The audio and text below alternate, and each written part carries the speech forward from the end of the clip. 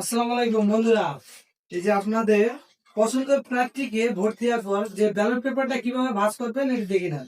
এই যে আমার পছন্দের জায়গা হচ্ছে প্রার্থী যে দাড়িপাল্লার পরে সিল মারার পরে এটাকে ব্যালটটাকে এই যে সিল মারলাম, মারার পরে ব্যালটটা কিভাবে ভাঁজ করবেন, ব্যালটটা ওইভাবে ধরি এইভাবে ভাঁজ করবেন যাতে করি আপনার এই সিল মারার পরে যেন এই কানিটা অন্য কোনো ঘরে না যায়। এইভাবে একটা ভাঁজ দেবেন, দেওয়ার পরে এটাকে এইভাবে একটা ভাঁজ দেবেন, দেওয়ার পরে আপনি এটাকে এইভাবে ভাঁজ দিয়ে তারপরে বাক্স ভিতরে ঢুকাই দেবেন। হ্যাঁ, তো কিভাবে ভাঁজ দেবেন দেখেন। অনেক সময় দেখা যায় যে আমরা এই যে সিল মারার পরে অনেকে এইভাবে এইভাবে ভাঁজ দেয়। যখন আমি এইভাবে ভাঁজ দেবো তখন কিন্তু এই সিল অন্য জায়গায় চলে যাবে, অন্য জায়গায় গেলে আপনার ভোটটা নষ্ট হয়ে যাবে। এত স্বাদের ভোট, সাধনার ভোট নষ্ট করা যাবে না।